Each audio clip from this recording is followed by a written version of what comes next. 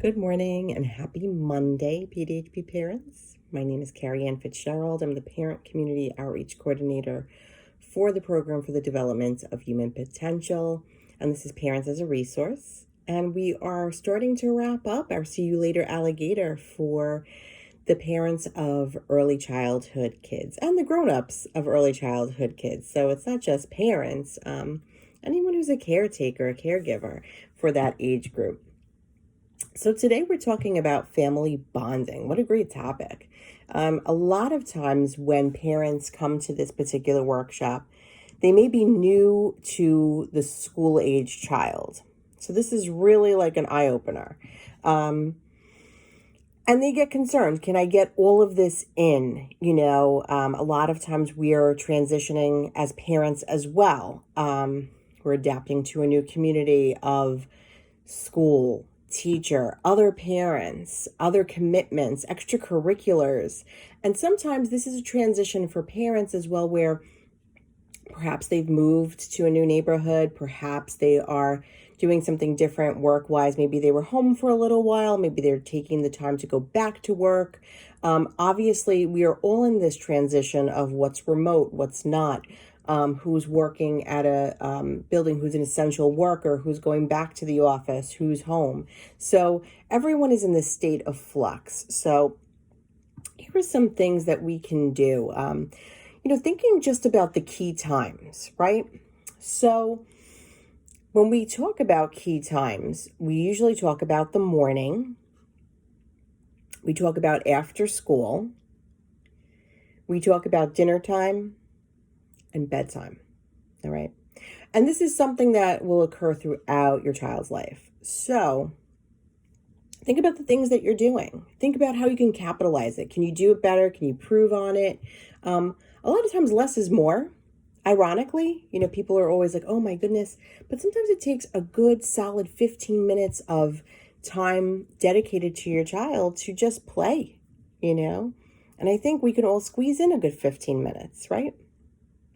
So thinking about this, in the morning, how do you set the tone? Some parents are morning parents, some parents are not morning people. So how do you set that tone? We have breakfast, giving yourself time, getting into a routine, a whole bunch of routines I had put up on Facebook the other day, maybe Thursday or Friday. So thinking about that, thinking about guiding your child with some independence, because eventually what will happen as they get older, they're able to do those things themselves that are now maybe time consuming for you and trying to get out of the door every morning. But it does get a little bit easier. It does get a little more of a flow to it once your kids are able to participate and they're familiar with it. So thinking about that, thinking also about giving them time to wake up. I always remember students of mine saying that they were kind of like pulled out of bed and the music was blasting to get them up and going. But some of them maybe just need, like a couple of warnings. Like even if you're playing at the park with your kids and it's like, okay, 15 minutes, we're going to be going soon. You kind of have to give them these little warnings, right? So maybe the same thing, give them some time, get them to stretch out, think about how babies used to do that. They're still in that, routine a bit, that they need to wake up their bodies themselves. So maybe giving them a little extra time. Of course, that means that maybe you're taking a little extra time in the morning, but it does trade off, okay? After school, wherever you see your child after school, greet them warmly. Give them your full attention. Like I've said, our devices, and I'm such a I'm such a parent who does this, and I have to be aware of it.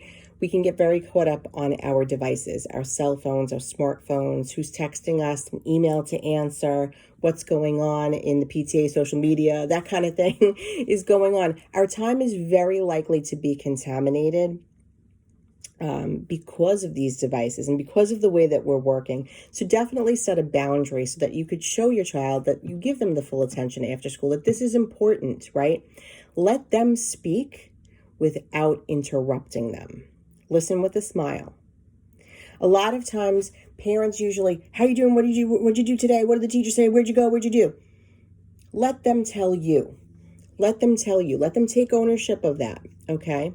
Of course, later you can answer questions and ask questions, but right now, let them tell you what they want to tell you about their day.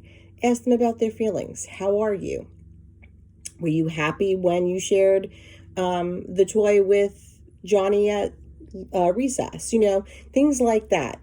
That emotional literacy, again, coming throughout the day. Praise small accomplishments. Oh, wow, you hung up your book bag. That's great. Build your family traditions. Earlier today, I asked about rituals. Rituals, traditions, these routines, they all anchor us, okay? Show affection. Hug your child every day. Do those cuddles. That really is good for us, okay? We know that when we have uninvolved parents, it can result in the lack of emotional skill for our children. So it's really important, because otherwise it opens up our kids to obstacles, to small issues becoming larger ones. I hear all the time about parents saying, oh, the drama, when they get older and they're dealing with friends. So talking about that emotional literacy now gives them that skill. Think about this, a lack of empathy. We talked about empathy a couple times. A lack of empathy is a very defining characteristic of a child who may bully, okay? And it's not supported in a digital environment. So we really have to do the work on our ends more so than ever, because our kids will be digital citizens. They're going to be learning, socializing, doing their business eventually. Think of your own time online. Can you imagine what it's going to be like when they're older? So really building that empathy is so important. Like I said, not just a character trait, but a learning skill. And yes, this can be very hard. A lot of us did not grow up with this. A lot of us, things were expected, but maybe not said, maybe not shown.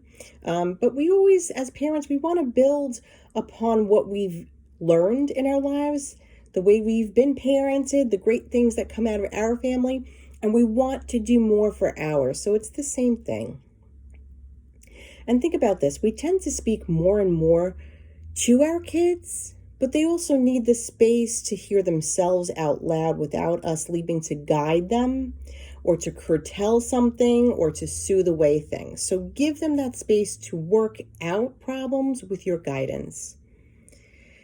Try as best as you can in these tough times to keep your home environment relaxed and comfortable, because you are building trust that will last a lifetime. Modeling, using great behavior, using manners, social conversations. You can do all that around the dinner table. And I'm mindful that maybe not everyone is together for dinner in the household. So whatever meal it is, maybe it's pancake Sunday, that you're all sitting down. That's the time that you're all together. So think about that. Think about how we started this. We talked about conversations, getting to know one another,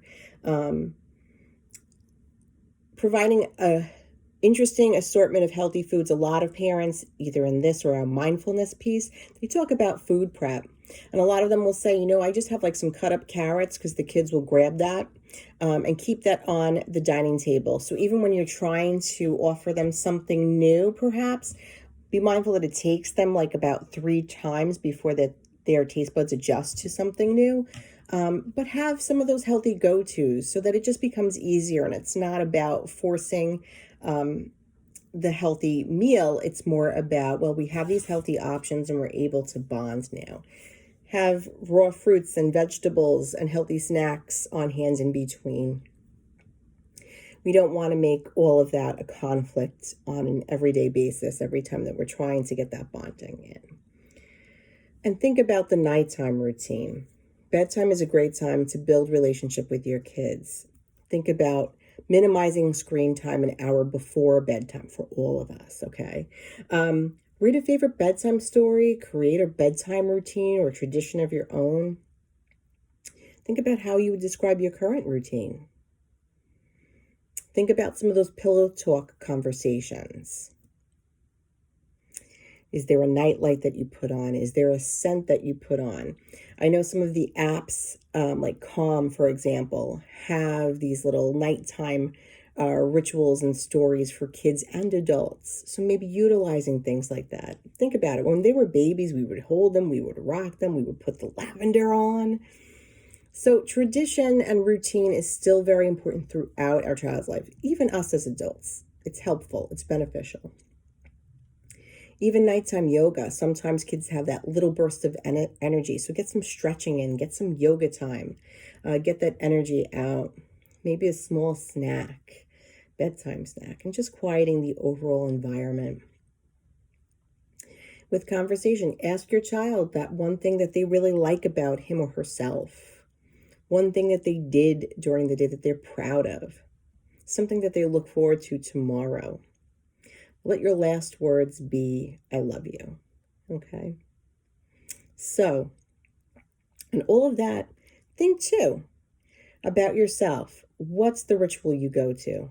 After you say goodnight and I love you to your child, what do you do? Do you go and binge watch TV? Are you on your phone? Think about your ritual so that you can have that downtime. You can have that boundary. Have a great day, and I will see you Wednesday.